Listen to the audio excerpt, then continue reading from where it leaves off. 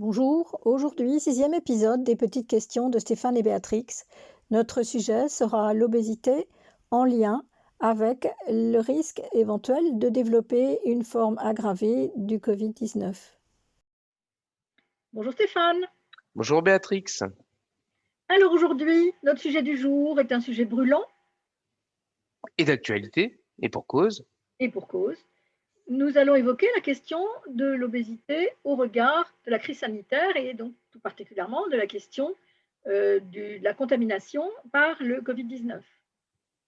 Alors, Et surtout, oui, et surtout de la vaccination. voilà, c'était ce que je voulais te proposer d'apporter comme témoignage, ton expérience en face de la vaccination. Écoute, j'ai communiqué là-dessus. Effectivement, je suis bien heureux, chanceux. C'est-à-dire que je viens la semaine dernière d'avoir ma deuxième vaccination de Pfizer, en tout cas ma deuxième dose de vaccination face au Covid. Le problème, en tout cas pour moi, ce que je ressens, c'est que je l'ai été à titre de ma profession, puisque je suis éducateur spécialisé et donc personnel recevant du public et dans le médico-social, donc à viser, hem, comment dire, d'équivalent de personnel soignant, puisque je travaille donc en addicto à Porte de la Chapelle. Et donc j'ai été vacciné par ce biais-là. On est une équipe hyper vaccinée puisqu'on est à peu près à 100, donc c'est super bien. Sauf qu'à titre personnel, j'aurais pu être vacciné du fait de mon indice de masse corporelle, puisque effectivement j'ai un indice assez important, qui rentre totalement dans les critères de la vaccination pour les personnes dites à risque, en tout cas des personnes atteintes de maladies chroniques. Puisque rappelons-le, puisqu'on y est, l'obésité est une maladie chronique et donc effectivement au titre de la maladie obésité, j'aurais dû me faire vacciner.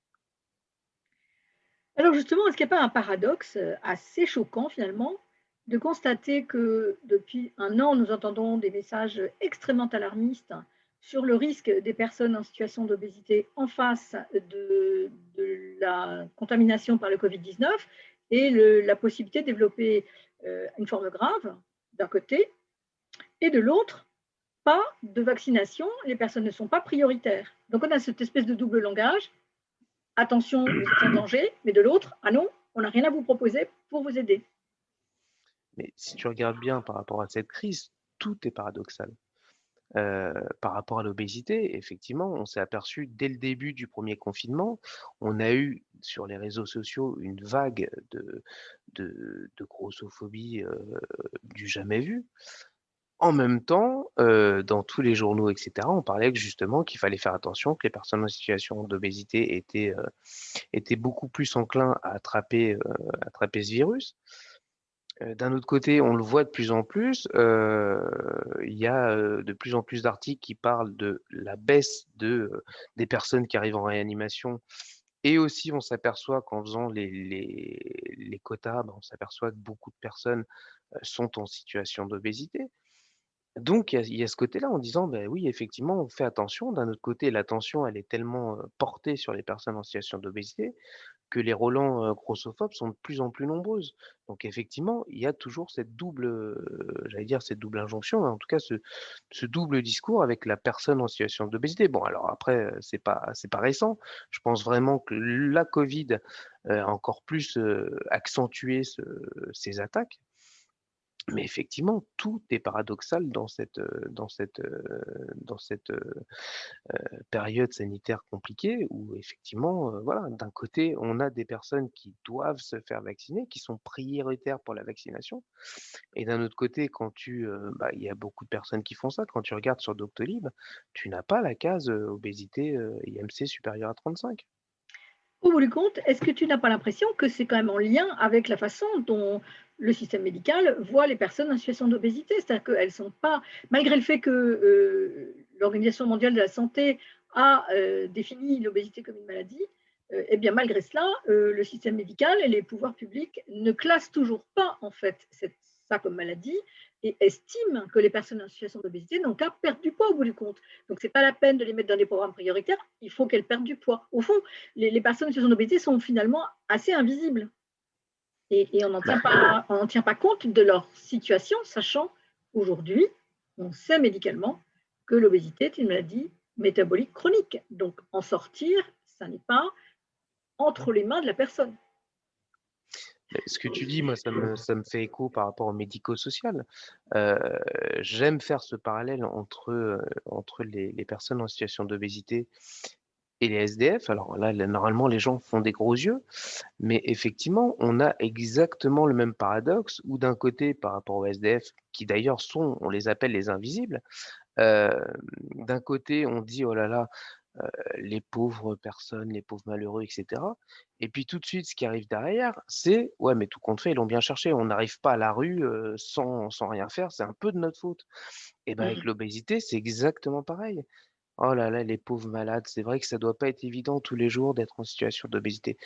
Mais bon, tout compte fait, ils mangeraient un peu moins de chocolat, ils mangeraient un peu moins de cochonneries, Voilà, ils seraient pas dans cet c'est état-là». ça. Et on a toujours cette Mmh. double injonction, ce double discours avec la personne en situation d'obésité et c'est flagrant et c'est le lit d'ailleurs de la grossophobie, ce truc-là, en disant: «Mais Oui.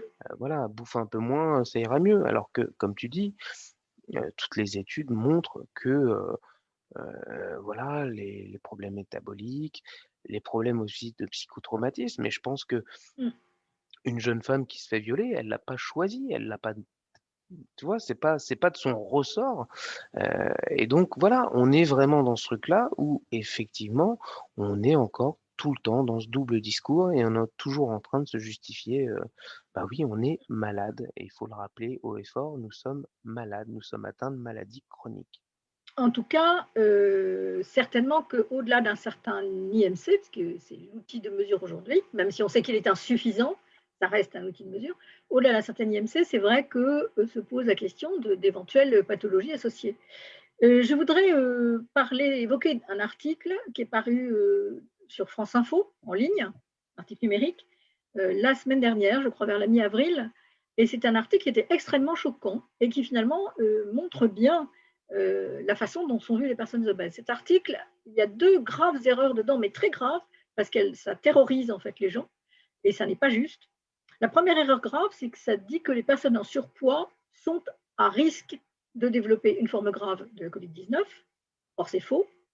Le surpoids est protecteur dans à peu près toutes les pathologies. Donc, c'est déjà quelque chose de faux.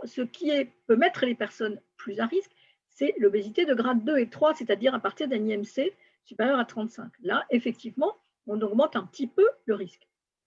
Mais encore une fois, un petit peu, c'est-à-dire que ce n'est pas dans des proportions terrifiantes. Donc, on a entendu le témoignage de personnes qui étaient enfermées chez elles parce qu'elles avaient peur. Et c'est un peu terrible de se dire qu'elles souffrent de ça, en plus du reste. Déjà qu'elles sont pointées du doigt, mais en plus, elles restent enfermées parce qu'elles ont peur des discours qu'on leur assène régulièrement.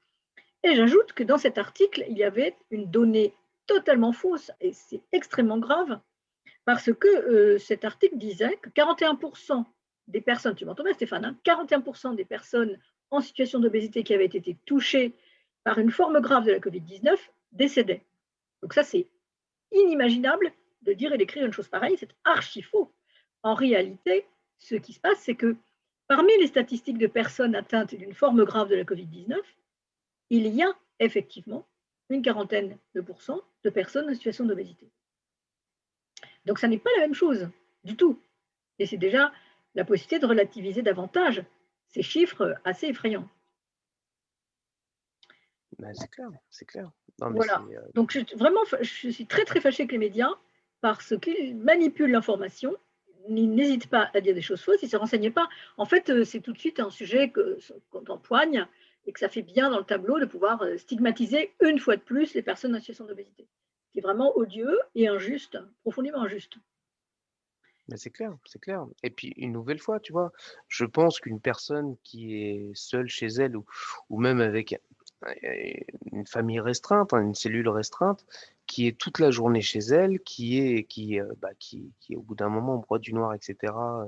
parce que ça doit pas être évident d'être entre 4 murs. Non, bien sûr. Heu, je pense que c'est une personne qui risque aussi. On est encore dans ce truc-là de, tu vois, de la double injonction. On nous a, rabâché à longueur de temps qu'effectivement, les lieux de contamination, limite, c'est pas les entreprises, mais c'est la maison, que dans les transports, bah, je parle pour la région parisienne, on risque rien, il y a aucun problème.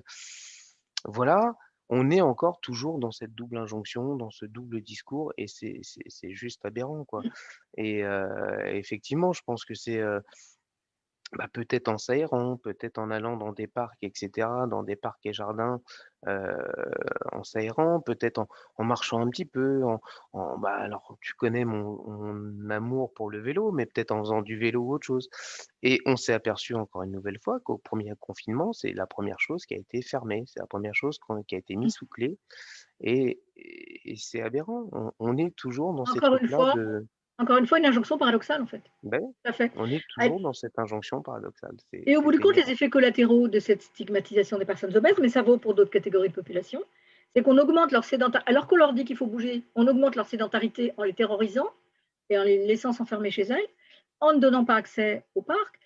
Pour ce qui est de la prescription d'activité physique adaptée, c'est officiellement, ça serait ouvert aux personnes en situation d'obésité, mais ça n'est pas le cas dans les faits. Donc en fait, on continue un matraquage tout en empêchant les gens de faire ce qu'on leur demande de faire. Donc la situation est quand même Et c'est assez, surtout assez et c'est sur perturbante. et c'est surtout que d'un autre côté, alors c'est un truc qui est je crois que j'ai entendu ça à la radio ou je sais pas quoi, les addicts du sport, les personnes qui ne peuvent pas se passer de sport, ont pris le biais du sport santé, c'est-à-dire qu'ils ont été voir un médecin pour avoir un certificat pour aller faire du sport santé, alors que c'est des personnes qui ne sont plus dans le sport santé puisque rappelons-le, le sport santé quand même ou sport bien-être ou pour schématiser sport sur ordonnance.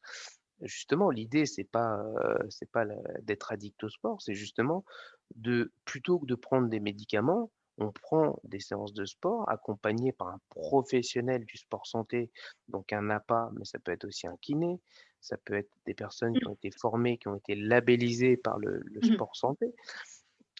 Et donc il y a plein de fédérations et plein de maisons du sport santé en France, d'ailleurs faut pas hésiter à se renseigner là-dessus. Mais on est encore une fois dans un double discours où les personnes qui sont, encore très loin du sport santé profitent du sport santé, les personnes qui ont besoin du sport santé n'y ont plus accès. Ils ont pas accès, oui. C'est vraiment très perturbant. On sait aussi que ça, le fait de s'enfermer, ça a un impact sur la santé mentale et psychique qui est terrible, parce que c'est se couper avec tout ce qui nous permet d'être, heureux et vivants, en fait. Donc c'est Non vraiment, mais clairement. cette situation est très sérieuse. J'ajouterais peut-être quelque chose de mon côté, c'est qu'en fait, ceci joue un rôle dans le fait qu'on trouve beaucoup de personnes en situation d'obésité dans les chiffres, des personnes qui contractent une forme grave. Eh bien, pour moi, c'est la stigmatisation de ces personnes dans le système médical, puisque quand elles ont été maltraitées par un, 2, 3 médecins, spécialistes, généralistes, quand, elles sont arrivées avec 42 fièvres et qu'on leur a dit de se peser d'abord, avant peut-être même parfois avant de dire bonjour, eh bien ces personnes ne se font plus suivre et comme elles ne se font plus suivre, eh bien, il peut y avoir des elles peuvent avoir comme tout le monde des maladies en fait, Une hein, tout pathologie simplement. associée, Voilà et elles ne sont pas suivies pour ces maladies. Et donc, tu te souviens le docteur Reda Hassain, qui témoignait l'autre jour, dans notre échange sur le sommeil? Il a, OK. en France, hein, commencé à travailler aux urgences et ce qui l'a interpellé, c'est qu'il voyait arriver beaucoup de personnes en situation d'obésité qui ne se soignaient plus parce qu'elles ne supportaient plus d'être maltraitées dans le système. Et d'ailleurs, Stéphane, c'est ça qui est à l'origine, de ce projet que nous défendons tous les 2, n'est-ce pas? Mais Qui tout est à fait. voilà, qui est, donc de former les futurs soignants aux problématiques, de l'obésité pour éviter que cette grossophobie continue à fonctionner et qu'il y ait vraiment une compréhension de ces mécanismes par le système de santé, par les soignants, pour que les personnes soient accueillies comme n'importe quelle personne humaine, au même titre, avec la même valeur humaine dans les cabinets médicaux. Tout à fait Et et et ça va marcher, on va le faire. ça va marcher grâce à tous les soutiens qu'on a et puis tout ce qui est en Oui. train de se transformer dans le système de santé actuellement les avancées sont juste énormes et gigantesques et on est vraiment Oui, dans une période d'avancement, oui, exceptionnelle. oui, oui. Donc ne lâchons rien, Stéphane, n'est-ce pas? Voilà, Et ce projet va exister quoi qu'il arrive, n'est-ce pas? c'est clair, c'est clair. Écoute, merci beaucoup pour ce partage Bah, merci à toi, et à bientôt. à très vite. Au revoir. Au revoir. Voilà, c'était notre série Les petites questions de Stéphane et Béatrix. À bientôt pour de nouvelles questions.